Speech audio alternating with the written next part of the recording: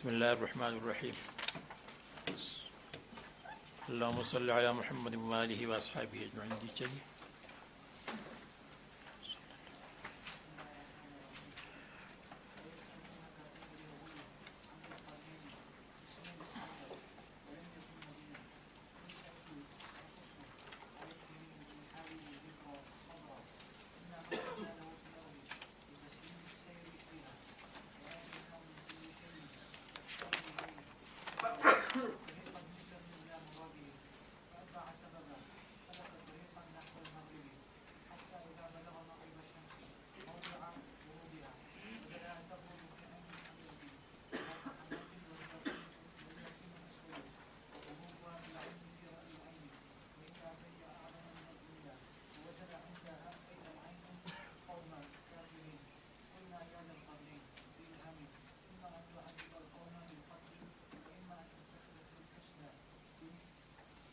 بالعصر.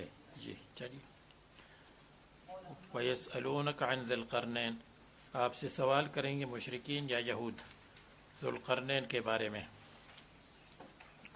بعض کہتے ہیں کہ اس کی اتنی لمبی عمر تھی کہ 2 قرن اور 2 صدیوں پر مشتمل، اس لیے اس کو ذو القرنین کہتے ہیں. ان کا نام تاریخی کتابوں میں اسکندر ابن فیلقوس ہے. ابی سکندر اور ذو القرنین، اس میں مشہور اقوال یہ ہے.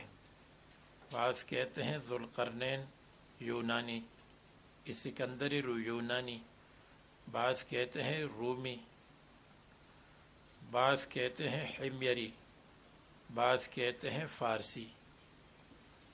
4 قول ہے. پہلا قول کہ سکندری رومی ہے، رومی کو پہلا کر دیں. بہت سارے مفسرین نے اس کو اختیار کیا ہے اور کہتے ہیں کہ سکندر رومی حضرت ابراہیم علیہ السلام کے زمانے میں تھے. حضرت خضر علیہ السلام ان کی وزیر تھے اور ابراہیم علیہ السلام کے زمانے میں سکندر رومی حج کے لیے آئے تھے. ابراہیم علیہ السلام نے ان کا استقبال کیا تھا، مکہ مکرمہ سے باہر ان کے استقبال کے لیے گئے تھے. مسلمان تھے اور پوری دنیا پر سلیمان علیہ السلام کی طرح حکومت کی تھی.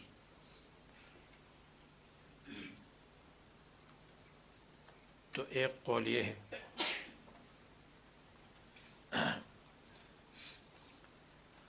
دوسرا قول یہ ہے کہ سکندری یونانی جس نے دارا کو شکست دی تھی، یونان کا رہنے والا تھا. ارسطو اس کا وزیر تھا اور وہ بھی دنیا پر حاکم تھا، وہ مراد ہے. لیکن کہتے ہیں کہ وہ کافر تھا. اور یہاں ذو القرنین یا نبی ہے اور یا ولی ہے اور عادل بادشاہ ہے. حدیث میں آتا ہے، مجھے معلوم نہیں، رسول اللہ صلی اللہ علیہ وسلم فرماتے ہیں لا ادری ذو القرنین نبی ام لا. اور قصیدہ بدء الامالی میں ہے کہ وذو القرنین لم يعرف نبیا کذا لقمان فاحذر عن جدالی. بحث مت کرو، ان دونوں کی نبوت کے بارے میں معلوم نہیں، نہ ذو القرنین اور نہ حضرت لقمان.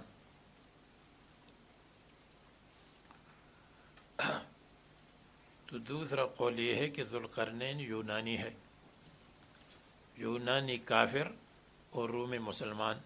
اور حاشیے میں اس کے بالعکس لکھا ہے کہ رومی کافر اور یونانی مسلمان. لیکن اکثر مفسرین وہی کہتے ہیں جو میں نے بتایا کہ رومی مسلمان اور یونانی کافر. تیسرا قول یہ ہے کہ ذو القرنین حمیر اور یمن کا تھا، اور ابو بکر ابن عمر الحمیری نام تھا. جیسے تبع ان کا لقب تھا، اس لیے کہ یمن کے بادشاہوں کو تبع کہتے تھے. تو یہ حمیری ہے، اور تبع حمیری جو ایک بعد والا بادشاہ ہے، تبع تو ان کے تمام بادشاہوں کو کہتے تھے، تو تبع حمیری نے کہا تھا کہ قد کان ذو القرنین جدی مسلمن، بتحقیق ذو القرنین میرا دادا مسلمان تھا، اور ملکن علا فی الارض غیر مفندی، زمین کا بادشاہ تھا غیر مفندی، یہ جھوٹی بات نہیں ہے، سچی بات ہے۔ کہتے ہیں کہ ذو جس کی ابتدا میں آ جائے، جیسے ذو القرنین، تو وہ حمیر کے بادشاہوں کا لقب ہوا کرتا تھا، اور حمیر یمن کے بادشاہوں اور بڑے لوگوں کا لقب تھا، جیسے ذو نواس، اسی طرح ذو ذی القرنین بھی ہے۔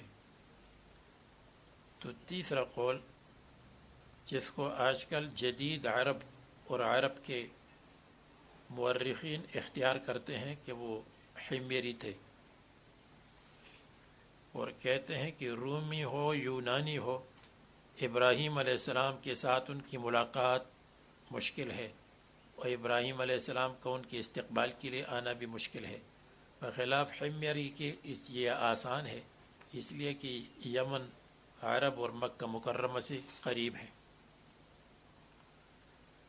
چوتھا قول یہ ہے کہ ذو القرنین فارسی تھے، اس کو بہت سے لوگوں نے اختیار کیا ہے، ذو القرنین فارسی، جس کو سائرس کہتے تھے یا کے خسرو کہتے تھے، خسرو کے خسرو اور یا سائرس، اور یہ وہ شخصیت ہے جس نے بخت نصر کو شکست دی تھی۔ بخت نصر نے بیت المقدس کو تہس نہس کر دیا تھا، 70,000 یہودیوں کو قتل کیا تھا، اور جو قریب میں یہود رہتے تھے ان کو نکالا تھا۔ یہود وہاں سے، بنی اسرائیل کی ایک شاخ وہاں سے نکل گئی تھی، بلکہ کئی شاخیں نکل گئی تھیں، کئی فروعات، اور گم ہو گئے تھے۔ اور جو لوگ کہتے ہیں کہ یہ پٹھان یہ اسرائیل النسل ہیں، تو وہ کہتے وہ قبیل افغانستان اور ایران کی طرف آئے تھے۔ بہرحال یہ تو ایک الگ بات ہے۔ تو بخت نصر نے ظلم کیا تھا بہت زیادہ یہود پر، تو اس کے بعد پھر یہ جو کہ خسرو تھا اور سائرس، اس نے شکست دی تھی، بخت نصر کو شکست دی تھی، بیت المقدس کو واپس لیا تھا، اور یہودیوں کی مدد کی تھی، تو وہ مراد ہے۔ اور قرآن کریم میں بعثنا علیکم عبادا لنا اولی قوت فجاسوا خلال الدیار، ہم نے کچھ لوگوں کو بھیجا جنہوں نے تم کو برباد کیا، اس سے مراد بخت نصر ہے۔ اور ثم رددنا لکم الکرۃ، پھر ہم نے تمہارے حملے کو دوبارہ تیز کر دیا اور تم نے لے لیا، اس سے مراد وہی کہ سائرس اور کہ خسرو ہے جس نے بخت نصر کو شکست دی تھی۔ اور حضرت عیسیٰ علیہ السلام کے رفع ورفع اور اٹھنے سے 587 سال پہلے، 587 سال پہلے یہ واقع ہوا تھا، یعنی شکست دی تھی۔ اس میں یہ 4 قول ہے، اور بہتر قول اکثر حضرات نے فارسی کو لیا ہے، اس لیے کہ یہود ان کا نام پوچھتے تھے، چونکہ یہود کو انہوں نے نجات دی تھی اور یہود کی مدد کی تھی، تو یہود اس کو اپنا منجی سمجھتے تھے، اس لیے اس کے بارے میں سوال کیا۔ بہرحال یہ 4 قول ہے، یونانی، رومی، حمیری، فارسی۔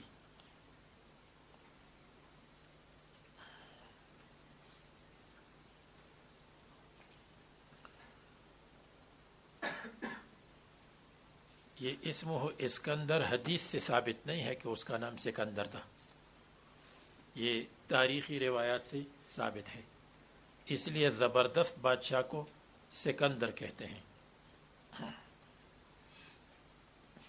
کوئی جو وقت کا ہو سکندر ہوا کرے، جو اپنے وقت کا سکندر ہو تو ہوا کرے۔ کہتے ہیں ہم اہل فقر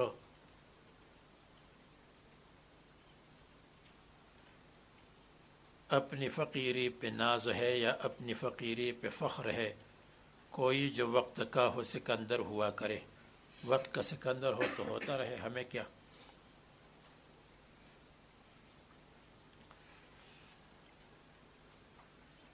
اب فرماتے ہیں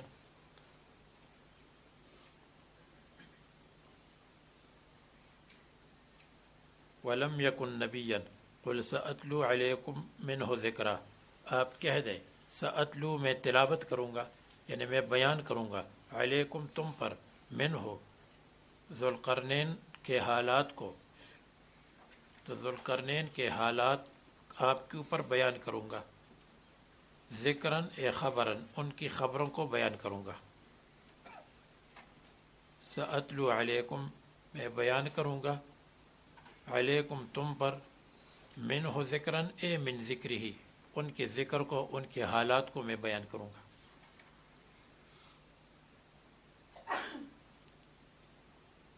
تو تقدیر یہ ہے کہ سأتلو علیکم ذکرا منہ، میں بیان کروں گا علیکم تم پر، ذکراً قصہ، منہ ان کا قصہ آپ کو سناؤں گا، خبراً یعنی قصہ۔ انا مکننا لہ فی الارض،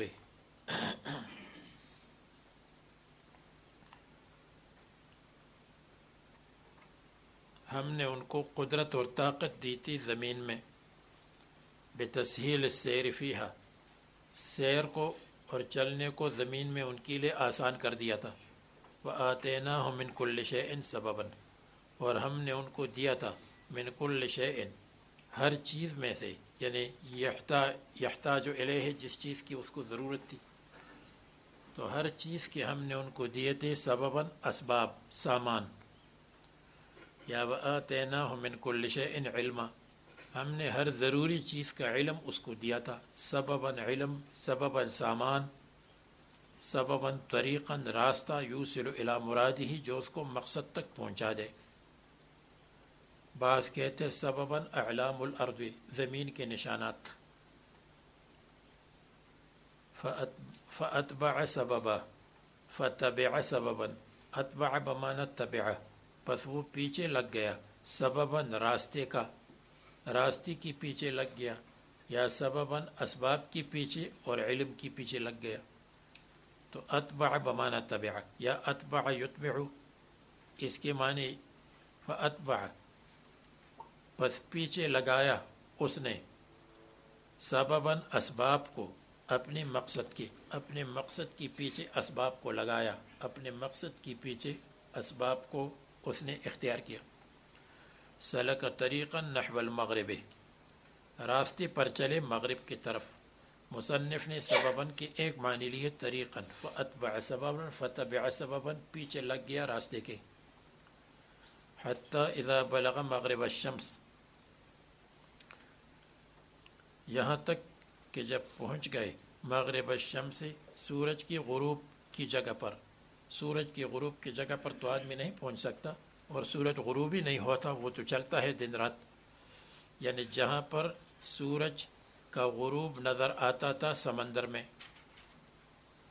یعنی جب مغرب میں پہنچا، مثلا الجزائر پہنچا، مراکش پہنچا، مغرب میں، شمال مغرب میں پہنچا تھا، جنوب میں تو نہیں آیا تھا۔ تو جب مغرب الشمس کو پہنچ گیا، موضع غروبہا، غروب کی جگہ جہاں سورج غروب ہوتا ہوا نظر آتا تھا۔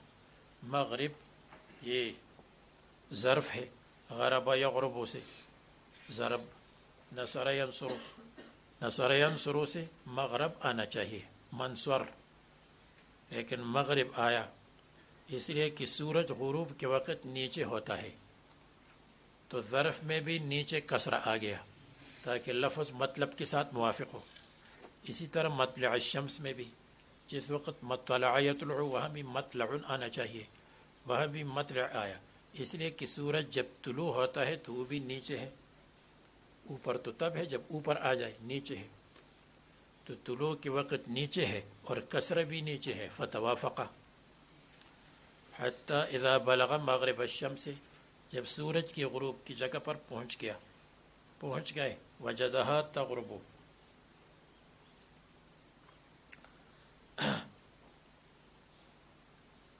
تو انہوں نے سورج کو پایا، یعنی سورج کو محسوس کیا، تغرب، دیکھو تغرب آیا تغرب نہیں، فی عین حمیئت، اس چشمے میں، حمیئت جو کیچڑ والا تھا، جیسے کیچڑ والا کالا، یعنی بلیک سی میں اس کو دیکھا، فی عین حمیئت، جیسے اس چشمے میں غروب ہو رہا ہو سورج، حمیئت جو گدلا اور کیچڑ والا ہو، الطین الاسود والا ہو، ذات حمات کیچڑ والا، حمات الطین، یہ الطین الاسود جو کالا ہو،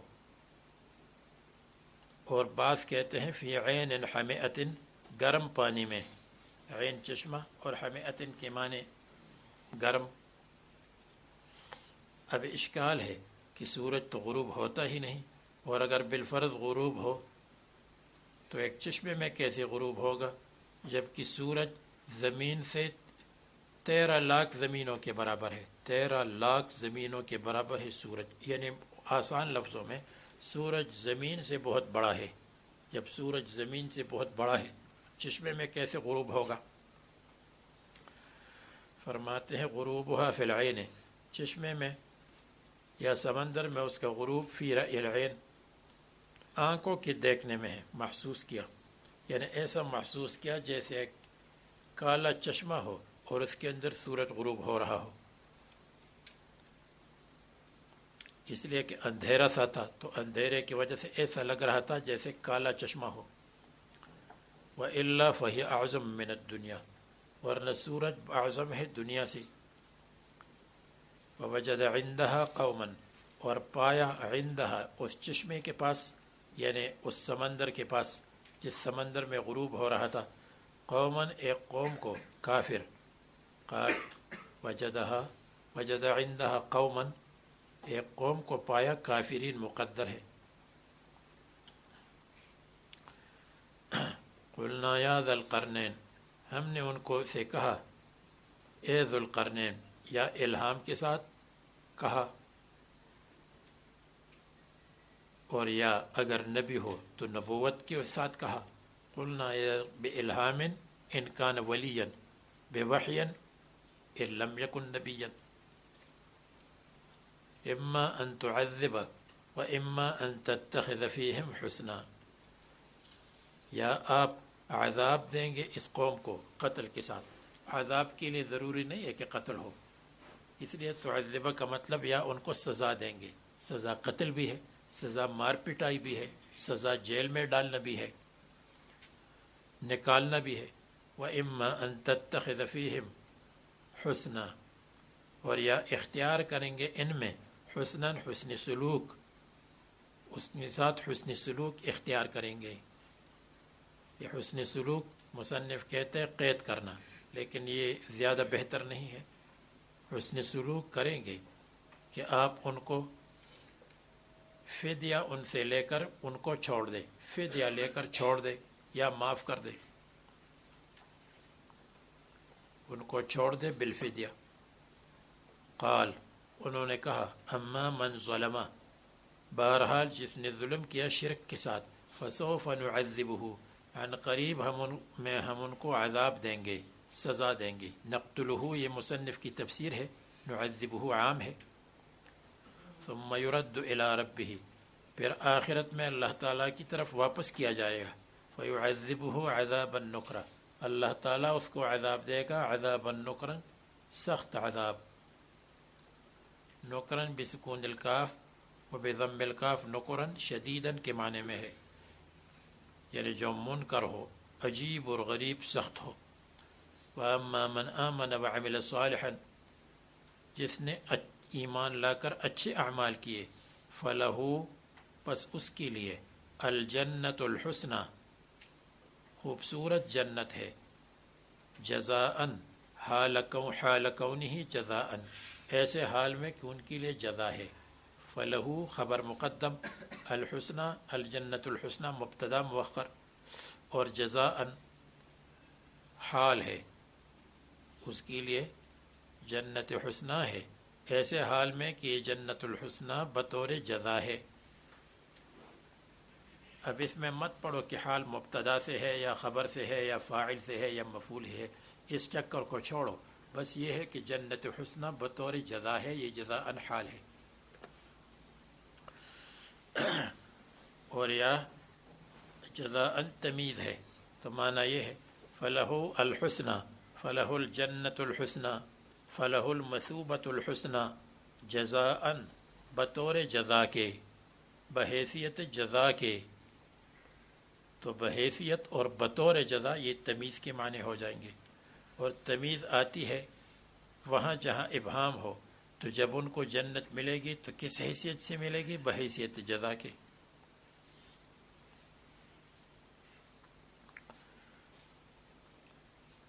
یہ بھی نحویین کی اپنی طرف سے باتیں ہیں کہ جہاں ابہام ہوگا تو ابہام کی دور کرنے کے لیے تمیز آتی ہے۔ تمیز تو وضاحت کے لیے آتی ہے، اگرچہ پہلے سے ابہام نہ ہو لیکن ایک حیثیت کو وضاحت کرنے کے لیے آتی ہے، اگرچہ پہلے واضح ہے۔ الجنت یعنی جنت الحسنہ مراد ہے۔ اور مصنف نے دوسری قرات، ایک اور قرات ہے فلہ جزاء الحسنہ، فلہ جزاء الحسنہ، اور اضافت کے ساتھ ہے، اور اضافت بیان کے لیے ہے، اس کے لیے جزا ہے، جزاء الحسنہ جنت کی جزا، تو یہ اضافت بیانیہ ہے، جزا مضاف اور الحسنہ اس کا بیان اور مضاف الیہ۔ اور ایک تو اس صورت میں فلہ جزاء الحسنہ ہے، اور ایک قرات فلہ جزاء الحسنہ، ایک قرات میں جزاء منصوب ہے اور تنوین ہے جزاء، اور الحسنہ خبر ہے، تو فرا کہتے ہیں کہ اس کا نصب یعنی جزاء علی التفسیر تمیز پر ہے یا حال۔ اور تمیز کیوں ہے؟ اے لجہت النسبت، یعنی لہو کی نسبت الحسنہ کی طرف ہوئی ہے کہ اس کے لیے جنت الحسنہ ہے، تو اس کے لیے جنت حسنہ کیوں ہے؟ کس حیثیت سے ہے؟ جزا کے طور پر ہے۔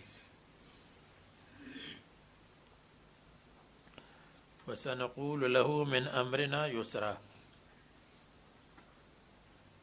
اور ہم ان سے کہیں گے من امرنا ہمارے کاموں کے اندر، یسراً آسانی، سنقول له یعنی سنأمر له من امرنا یسرا، ہم حکم دیں گے اس کو من امرنا اپنے امر اور اپنے دین میں، یسراً آسانی کا، ہم اس کو آسانی کا حکم دیں گے، یعنی ہم ان پر مشکل احکام نہیں ڈالیں گے، آسان احکام ان پر ڈالیں گے۔ نأمرہ بما یسہل علیہ، ہم اس کو حکم کریں گے اس دین کا جو اس پر آسان ہو، بما دین، بما احکام۔ ثم اتبع سببا، پھر پیچھے لگ گئے حضرت ذوالقرنین، سبباً ایک اور راستے کے، یا ثم پھر پیچھے لگ گئے سبباً اور اسباب کے، یعنی پھر اس نے مشرقی سفر کے اسباب مہیا کیے اور اس میں لگ گئے۔ یا اتبع کے وہ معنی جو آپ کو بتائے ہیں، اتبع پھر اس نے پیچھے لگایا سبباً اسباب کو اپنے مقصد کے پیچھے، مشرق کی طرف گئے، حتی اذا بلغ مطلع الشمس، یہاں تک کہ پہنچ گئے سورج کی طلوع ہونے کی جگہ پر، یعنی ایسی جگہ پر جہاں آگے زمین نہیں تھی اور سمندر کے اندر سورج طلوع ہوتا ہوا نظر آ رہا تھا۔ بنگلہ دیش پہنچ گئے یا برما پہنچ گئے، اور یا سری لنکا پہنچ گئے یا جاپان پہنچ گئے یا ملیشیا انڈونیشیا پہنچ گئے، یہ سب جگہ ایسی ہیں کہ مشرق میں ہے اور وہاں سمندر ہے۔ وجدہا پایا سورج کو، تطلع کہ طلوع ہوتا تھا اس قوم پر، ہم الزنجو، وہاں پر زنجی حبشی رہتے تھے۔ اب وہاں حبشی کیسے آ گئے؟ حبشی تو افریقہ میں ہوتے ہیں، لیکن بہرحال مصنف نے کہا ہم الزنجو، زنج اس کو کہتے جو زنجبار کے رہنے والے ہوں. زنجبار کہاں ہے؟ زنجبار تو یہاں افریقہ میں ہے، یہ سوڈان کے پاس. لم نجعل لهم من دونها سترا، کہ ہم نے نہیں بنایا تھا ان کے لیے من دونها سورج دھوپ کے آگے، سترن پردہ، یعنی دھوپ کے سامنے پردہ نہیں تھا، ان پر دھوپ لگتی تھی اور ان کے مکانات نہیں تھی. مصنف کہتے ہیں ان کا لباس نہیں تھا. یہ بات تو ذرا بعید ہے. ہاں، یعنی دھوپ کے سامنے ان کے لیے مکانات کا پردہ نہیں تھا، ہم نے ان کے لیے نہیں رکھا تھا اور نہیں بنایا تھا سترن پردہ من دونہا سورج کے سامنے، سورج سے بچنے کے لیے. یعنی ان کے مکانات نہیں تھے، غاروں میں رہتے تھے یا جھونپڑیاں بنائی تھیں، جھونپڑی ہٹ، اس میں رہتے تھے، اور مختصر قسم کا لباس ہوگا، اور مچھلیوں کو شکار کرتے تھے اور کھاتے تھے. یہ مفسرین نے لکھا ہے کہ کان عیشہم السمک، اور چھوٹے چھوٹے قد کے تھے. من لباس نسقف لأن أرضهم لا تحمل بناء، کیونکہ ان کی زمین عمارت کو برداشت نہیں کرتی تھی، یعنی زمین نرم تھی. اس کی بھی ضرورت نہیں ہے، زمین برداشت کرے یا نہ کرے، لیکن ان کے پاس مکانات نہیں تھے. وَلَهُمْ سُرُوبٌ، اور ان کے لیے سرنگ تھے، غار، جس میں یغیبون فیہا، جس میں غائب ہوتے تھے، رہتے تھے. عند طلوع الشمس ویظہرون عند ارتفاعها، ویظہرون، اور ظاہر ہوتے تھے، عند ارتفاعها، عند ارتفاع الشمس، یعنی جب سورج کا ارتفاع اور سورج اونچا ہوتا تھا، بلند ہوتا تھا، تو کام کاج کے لیے اور مچھلیوں کے پکڑنے کے لیے باہر نکلتی تھی. کذالک، کذالک کی دو معنی، ایک یہ ہے یعنی الامر کذالک، الامر کما قلنا، معاملہ ایسا تھا جیسے ہم نے کہا، یعنی واقع صحیح ہے. یا کذالک یعنی فعل بہم کذالک مثل ما فعل باہل المغرب، جو مغرب والوں کے ساتھ کیا وہی معاملہ مشرق والوں کے ساتھ کیا. یعنی یہ کہ تم مسلمان ہو جاؤ، اور اگر مسلمان نہیں ہوتی ہو تو تم کو سزا مل جائے گی. وقد احطنا بما لدیہ خبرا، اور بتحقیق احطنا ہم نے احاطہ کیا تھا، یعنی ہم حاوی تھے، خبرن علم کے اعتبار سے، بما لدیہ اس سامان پر جو ذوالقرنین کے پاس تھا، جو حضرت ذوالقرنین کے پاس سامان تھا، اس سامان پر ہمارے علم کا، اللہ تعالیٰ کے علم کا احاطہ تھا. اللہ تعالیٰ کو سب کچھ معلوم تھا، ہم حاوی ہو چکے، احاطہ کیا تھا. بما لدیہ یعنی بالآلات التي لدیہ عند ذی القرنین من الآلات والجند، لشکر وغیرہما، خبرن علم کے اعتبار سے، خبرن کے معنی علم کی حقیقت اور علم کی گہرائی، جیسے آپ کو بتایا تھا اختبار. ثم اتبع سببا، پھر پیچھے لگ گئے اور راستے کے، یا پیچھے لگ گئے اور اسباب کے، یا اسباب کو منزل مقصود کی پیچھے لگایا. تو یہ مغرب کا سفر ہوا، مشرق کا سفر ہوا، اور اب شمال کا سفر ہے. اور میں مزاحاً کہتا ہوں کہ جنوب کا سفر نہیں کیا، اس لیے کہ جنوب میں مولانا سلیمان گانجی موجود ہے، بس ذوالقرنین کی ضرورت نہیں ہے.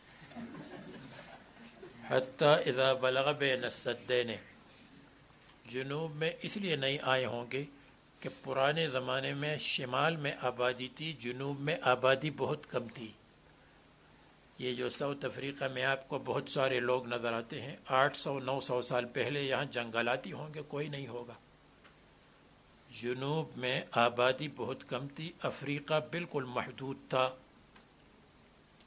وہاں تک کہ سوڈان اور یہ جو ہے زمبیا تک مشترک سے آبادی تھی، زمبیا تک اب آبادی نہیں ہے تو اس زمانے میں کیا آبادی ہوگی. حتی اذا بلغ بین السدین، یہاں تک کہ جب ذوالقرنین پہنچ گئے بین السدین دو دیواروں کے درمیان، یعنی دو پہاڑوں کے درمیان. سدن سدن سدن کہتے ہیں بند کرنے کو، جو بند کرے، اور یہاں مراد دو پہاڑ ہیں. بینہم سدن دیوار، اور یہاں مراد دیوار سے پہاڑ ہے، اس لیے کہ وہ پہاڑ حائل تھا. شمال اور جنوب کے درمیان حائل تھا. یہاں پر بھی سدین اور سدین، و بعد، اور بعد میں بھی، یعنی نجعل بیننا و بینہم سدن سدن، اور یہ دو پہاڑ تھے بمنقطع بلاد الترک، جہاں ترکی کے بلاد، قوم ترک، ان کے بلاد ختم ہوتے ہیں. سد الاسکندر ما بینہما، سکندر کی دیوار، سد ما بینہما، ان دو پہاڑوں کے درمیان، یعنی آذربائیجان اور آرمینیا کے دو پہاڑ ہیں. دو پہاڑ نہیں بلکہ پہاڑی لمبا سلسلہ ہے. تو ان دو پہاڑوں کے درمیان جو خلا تھا، جہاں سے یاجوج ماجوج آتے تھے جانب شمال سے، اور دوسری طرف والوں پر حملہ کرتے تھے، ان کو تنگ کرتے تھے، برباد کرتے تھے، وہاں پہنچ گئے. ابھی حضرت ذوالقرنین نے جو دو پہاڑوں کے درمیان لمبی چوڑی دیوار اور اونچی دیوار بنائی تھی، یہ دیوار کہاں پر ہے؟ اس میں 4 اقوال مشہور ہے. پہلا قول یہ ہے، جیسے سکندر ذوالقرنین کون ہے، اس میں 4 اقوال تھی، یونانی، رومی، فارسی، حمری. اسی طرح اس دیوار کے بارے میں بھی 4 اقوال مشہور ہے. ایک قول یہ ہے کہ یہ دیواری چین ہے، جو لمبی چوڑی دیوار ہے اور اس میں لوہے کی اینٹیں لگی ہوئی ہیں، وہ مراد ہے. لیکن اکثر کہتے ہیں کہ یہ مراد نہیں ہے، اس لیے کہ اس کو فغفور نے بنایا، جو چین کا پرانا بادشاہ فغفور تھا. پھر وہ مشرق میں ہے، شمال میں نہیں ہے. اگرچہ چین کچھ شمال میں ہے لیکن مشرق شمال ہے. دوسرا قول یہ ہے کہ یہ بخارا اور سمرقند کے درمیان بن اور دیوار بنائی گئی تھی ایک جگہ میں، جس جگہ کو کہتے ہیں در بند. ایک تو ڈر بن ہے، ایک در بند ہے. در کے معنی دروازہ، بن کے معنی بند ہونا، دروازہ بند. شمال سے جنوب کی طرف لوگ نہیں آ سکتے تھے اس زمانے میں. تیسرا قول یہ ہے کہ یہ روس کے علاقے میں داغستان ایک جگہ ہے، داغستان ایک صوبہ ہے، اس میں ایک جگہ ہے باب الابواب کے نام سے، اس کے پاس بھی 2 پہاڑوں کے درمیان بند باندھا گیا تھا، دیوار لگائی گئی تھی. اور چوتھا قول یہ ہے کہ، اور یہ چوتھا قول زیادہ مشہور ہے، کہ در دانیال یا در داریال، داریال دانیال، داریال زیادہ مشہور ہے. اس در کا مطلب یہ ہے 2 پہاڑوں کے درمیان جو جگہ ہو، اس میں 2 پہاڑوں کے درمیان بنایا گیا تھا.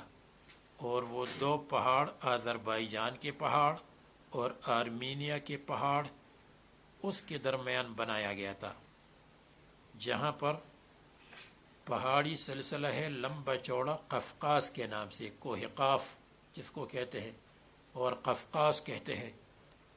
اور کیسپین اور بلیک سی کے درمیان، ایک طرف کیسپین سی ہے، ایک طرف بلیک سی ہے، اور اسی کے قریب میں پہاڑ ہے، تو وہاں بنایا گیا تھا، دیوار بنائی گئی تھی. اور وہ جگہ ایسی ہے کہ وہاں تقریباً یورپ اور ایشیا الگ ہو جاتے ہیں. ایک طرف یورپ ہے، ایک طرف ایشیا ہے. اکثر کہتے ہیں کہ یہ نمبر 4 مراد ہے. تو اس دیوار کے شمال کی طرف جو اقوام تھیں ان کو یاجوج ماجوج کہتے تھے. یاجوج ماجوج نسل انسانی سے ہیں، حضرت آدم اور حوا کی نسل میں سے ہیں، اور جن روایات سے میں آتا ہے کہ وہ حضرت آدم سے ہیں اور حضرت حوا سے نہیں ہے، یہ بات غلط ہے. یافس کی اولاد میں سے ہیں. بعض کہتے ہیں یافس کی اولاد. جو حضرت نوح علیہ السلام کی 3 بیٹے تھے ان میں یافس کی اولاد. یہ بات بھی سمجھ میں نہیں آتی. جب ہم یہ تسلیم کر لیں کہ آذربائیجان اور آرمینیا کے پاس ہے تو وہاں جو نسل رہتی ہے وہ سامی نسل ہے، یافس کی نسل نہیں ہے. حضرت نوح علیہ السلام کے جو 3 بیٹے تھے اس میں سامی نسل کون ہے؟ یہ یورپ کے لوگ ہیں، افغانستان کے لوگ، ایران کے لوگ، روس کے لوگ، اور جو موجودہ ترکیہ ہے، ترکی جو موجودہ ہے جس میں استنبول وغیرہ ہے، اس کے مغربی لوگ، مشرق کے لوگ جو انڈونیشیا سے ان کی شکلیں ملتی ہیں وہ نہیں، مغرب والے، یہ سب اس کو کہتے ہیں سامی نسل. اور یافس کی نسل میں سے وہ لوگ ہیں جو چین کے ہیں، انڈونیشیا، ملیشیا اور روس کے بعض علاقے جو ہے جیسے جو ازبکستان اور قازقستان اس طرف کے لوگ ہیں، جاپان تک، یہ پوری نسل جس کو کہتے ہیں یافس کی نسل. اور سب سے بڑی نسل یہ ہے دنیا میں، اکثریت ان کی ہے. صرف چین کی آبادی کتنی ہے، پھر تھائی لینڈ کی آبادی کو دیکھیے، پھر برما کی، اور پھر آگے چلتی رہی ہے. تو اور ایک ہے حامی نسل. حامی نسل میں یہ افریقہ والے اور سندھی اور ہندی یہ سب شامل ہیں. ہندوستان کے لوگ بھی جو ہندوستان کی اصل نسلیں ہیں. ہندوستان میں تو ان کی اپنی نسلیں کم ہیں اور باہر کے لوگ زیادہ وہاں آباد ہوئے ہیں. بہرحال یہ تو درمیان میں ویسے جملہ معترض آیا. تو بہرحال یافس کی اولاد ہو یا جو بھی ہو، یہ معلوم ہوتا ہے کہ یاجوج ماجوج وہ لوگ ہیں جو روس اور یورپ کا منبع ہے. یعنی یورپ کے لوگ اور روسی لوگ اکثر یاجوج ماجوج کی نسل سے نکلے ہیں. اور یاجوج ماجوج ان کو کہتے ہیں. تو یاجوج اور ماجوج یا عربی لفظ ہے یا عبرانی ہے دوسری زبان کی. اگر عربی ہو تو یاجوج اور ماجوج اس معنی میں ہے کہ یاجوج اجت النار سے ہے. اجت النار کے معنی آگ کا بھڑکنا. تو وہ ایسی قومی تھیں جو آگ سے کام لیتی تھیں یا آگ کی طرح تیز تھیں اور تیز چلتی تھیں، جیسے آگ تیزی سے دوڑتی ہے اور آگ تیزی سے لگتی ہے.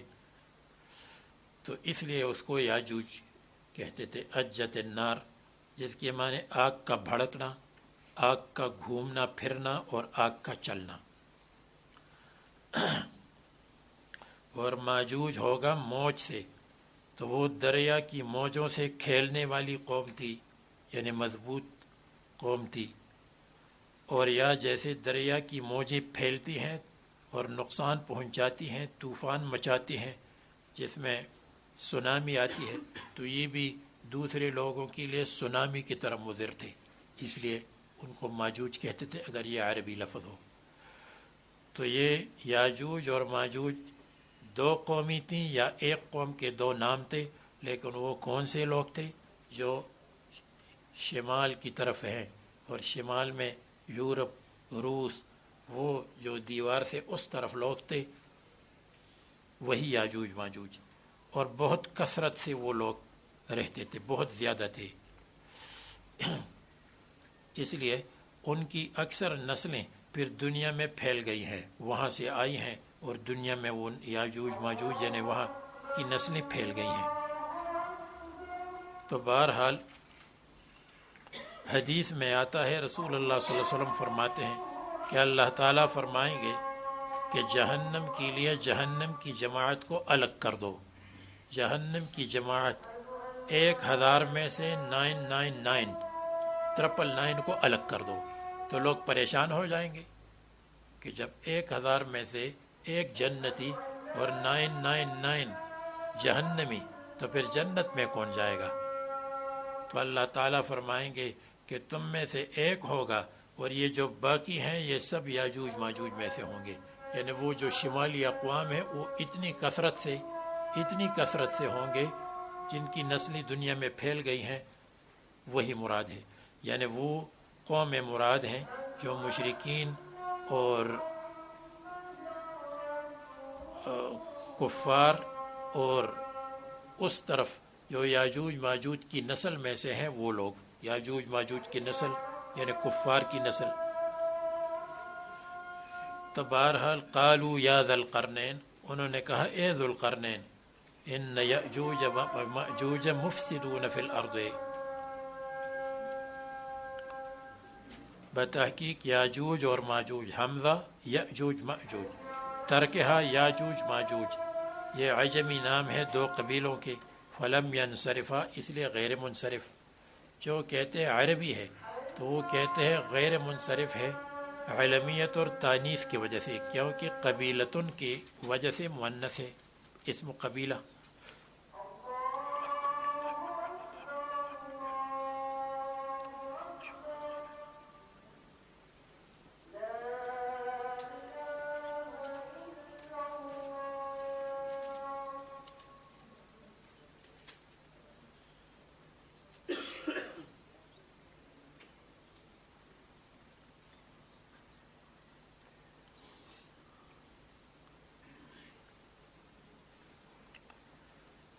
اسرائیلی روایات میں یاجوج ماجوج کے عجیب حالات لکھے ہیں۔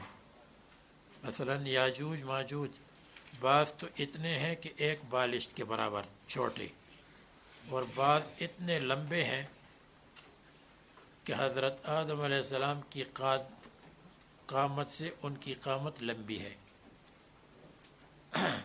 اور ان کے کان اتنے لمبے لمبے ہیں کہ جب سوتے ہیں تو ایک کان کو نیچے اپنا میٹرس بناتے ہیں، ایک کال کو اپنی اور ایک اس کو کان کو اپنے اوپر کمبل، تو نہ بلینکٹ کی ضرورت ہے نہ ان کو میٹرس کی ضرورت ہے یہ۔ اور جب وہ سمندر کے پاس پہنچتے ہیں تو سمندر مچھلیاں ان کی طرف پھینکتی ہیں۔ یہ اور اس قسم کے جو عجیب عجیب حالات کعب الاحبار نے نقل کیے ہیں۔ کعب الاحبار مسلمان ہوئے تھے یہودی سے، اور اسی طرح اسرائیلی روایات بیان کرتے تھے۔ اسرائیلی روایات کا مطلب ایسی روایات جو زبانی طور پر لوگوں میں مشہور تھی۔ مفسدون فی الارض، زمین میں فساد کریں گے، بالنہب لوٹنے کے ساتھ، والبغی بغاوت ظلم، عند خروجہم الینا جب ہماری طرف نکلتے ہیں۔ تو اس لیے آپ دیوار بنا دیں تاکہ شمال والے شمال کی طرف اور جنوب والے جنوب کی طرف رہ جائیں، تو ان میں سے جو اس طرف رہ گئے وہ تو رہ گئے، اور جو دیوار کے اس طرف ہو گئے ہماری طرف شمال کی طرف تو ان کو ترک کہا گیا، کہتے اس لیے لأنہم ترکو ہا ہونا، ان کو شمال کی طرف رکھا گیا۔ فہل نجعل لک خرجن، پس کیا ہم مقرر کرے آپ کے لیے خرجن اجرت، جعلا من المال، ایک قرات میں خراجن ہے، اور بعض کہتے الخراج ما یکون علی البلد والخرج ما یکون علی الرأس، جو سر پر رکھے، بہرحال اجرت مراد ہے۔ علی ان تجعل بیننا و بینہم سدا، اس شرط پر کہ آپ تجعل بنا دے ہمارے اور آپ کے درمیان سدن دیوار، سدن حاجز اور مانع، فلا یصلون الینا تاکہ ہمیں نہ پہنچے وہ۔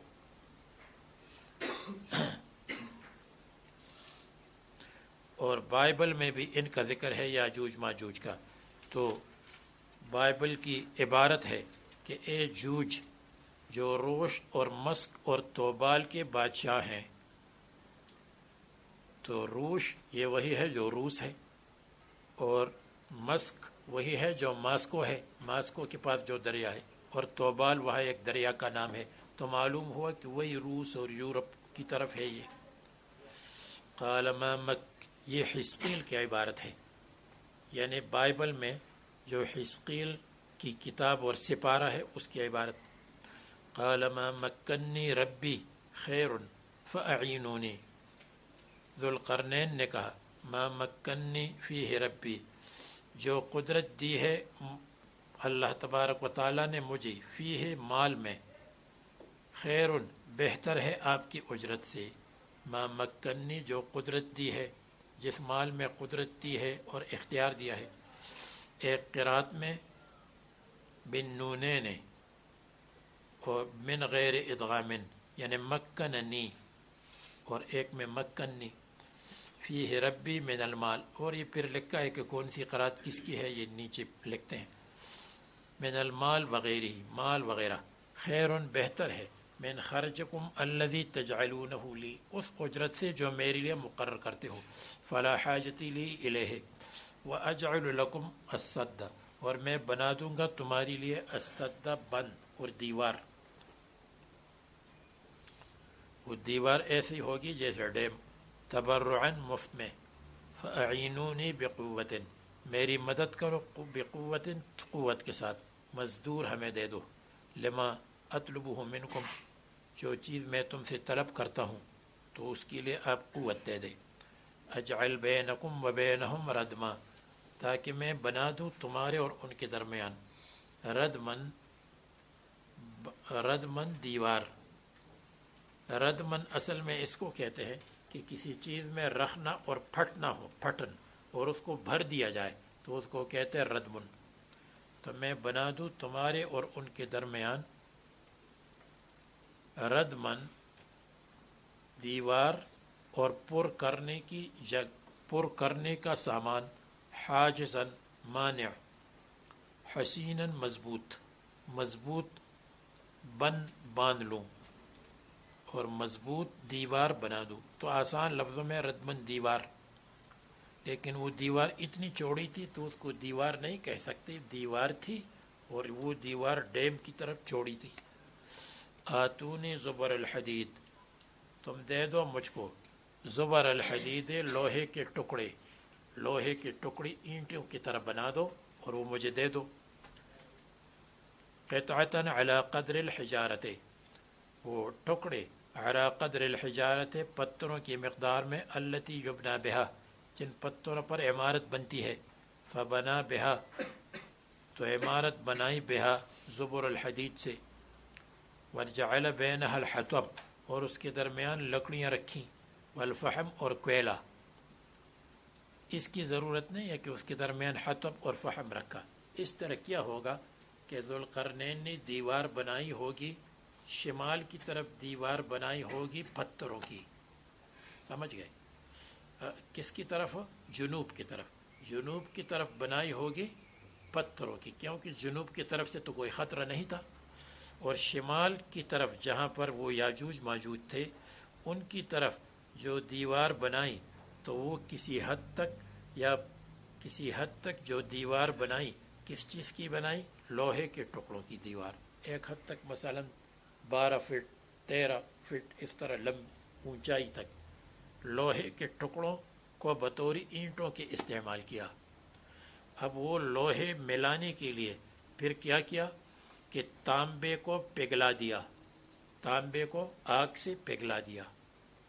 اب تانبا تو ٹھنڈے اینٹ پر نہیں ڈال سکتے تھے، تو یہ جو اینٹیں لگائی تھی، لوہے کی اینٹیں کسی حد تک جہاں پر یاجوج ماجوج پہنچ سکتے تھے، تو ان اینٹوں کو بٹھی سے، یعنی وہ جو اس کے پھونکنے کا آلہ ہوتا ہے، پھونکنے کا آلہ جس میں آگ کے ساتھ اس کو گرم کرتے ہیں، اس سے دھونک دیا اور پھونک دیا، آگ سے اس کو گرم کر دیا. کس کو؟ اینٹوں کو. کون سی اینٹیں؟ جو اینٹیں دیوار میں لگائی تھی. کس طرف لگائی تھی؟ شمال کی طرف ایک حد تک، تو ان کو گرم کر دیا۔ اب جب ان کو گرم کر دیا بٹھی کے ساتھ، یعنی گرم کرنے کے آلے کے ساتھ، اس پر آگ بھڑکا دی، تو اس کے اوپر وہ جو گرم تانبا تھا وہ ڈالا۔ تو جب پگھلا ہوا تانبا ڈالا تو وہ ان کے درمیان جو شقوق تھے، ان کے درمیان جو پھٹن اور دراڑی تھی، اس کو پر کر دیا۔ وہ بالکل یکجان ایک طرح ہو گیا، صاف ہو گیا۔ اب اگر وہ ان اینٹوں کو نکالتے تو نہیں نکال سکتے تھے، اس لیے کہ درمیان میں دراڑوں کے اندر کیا ڈالا؟ پگھلا ہوا تانبا ڈالا، اور وہ پگھلا ہوا تانبا وہاں جم گیا، اس لیے کہ جب لوہے کو گرم کر دے تو تب وہ باہر پگھلی ہوئے تانبے کو قبول کرتا ہے، ویسے قبول نہیں کرتا۔ اور اگر وہ سوراخ کرنا چاہتے تھے تو کوئی پتھر تو نہیں تھا کہ اس میں سوراخ کرتے، تو یاجوج ماجوج اس میں سوراخ بھی نہیں کر سکتے تھے، یاجوج ماجوج اس پر چڑھ بھی نہیں سکتے تھے، اس لیے کہ اس کو بالکل پلین بنایا اور ہموار بنایا، اور یاجوج ماجوج اس کو نکال بھی نہیں سکتے تھے، اس لیے کہ نکالنے کے لیے جو درمیان میں دراڑی تھی اس کے اندر لوہا اور پیتل پگھلا ہوا بھر دیا تھا، یہ کام کیا۔ تو یہ ہے کہ جعل بین، تو اس کی ضرورت نہیں ہے وجعل بین الحطب والفحم، کہ درمیان میں حطب اور فحم، فحم اور حطب کو درمیان میں نہیں، وہ تو جو بٹی ہوتی ہے جس میں یہ بٹی آج کل کیا ہے، آج کل تو یہی چیز ہے، یہ جو لوہے کو گرم کرتے ہیں تو اس کے لیے وہ ایک آلہ ہے جس میں سے آگ نکلتی ہے، اس کو کیا کہتے ہیں؟ یوسف کے پاس جو ہوتا ہے جس کو آدمی دیکھ نہیں سکتا، آنکھیں خراب ہوتی ہیں، اس کو کیا کہتے ہیں؟ ہاں جی، ویلڈ کرنے کے لیے ویلڈن ٹارچ، تو یہ ہو جائے گا، یہ معنی ویلڈن ٹارچ کا مطلب میں کہہ دو، وہ جو بعد میں آ جائے گا تو وہ ویلڈن ٹارچ کا مطلب بیان کر دیں گے۔ کہاں آئے؟ قال انفخوا، تو کہنے لگے ذوالقرنین، انفخوا، کہ ویلڈن ٹارچ کو اس کے اوپر چھوڑ دو، وہ پھونکنے کے لیے ہوتا ہے، حتی اذا جعلہ نارا، یہاں تک کہ وہ لوہے کو نار کی طرح گرم کر دے گا، اور جب گرم ہو جائے تو پھر اس کے اوپر پگھلا ہوا تانبا ڈالو تو بالکل ایک چیز مرکب بن جائے گی۔ مطلب آ گیا، سمجھ میں آ گیا آیات کا مطلب؟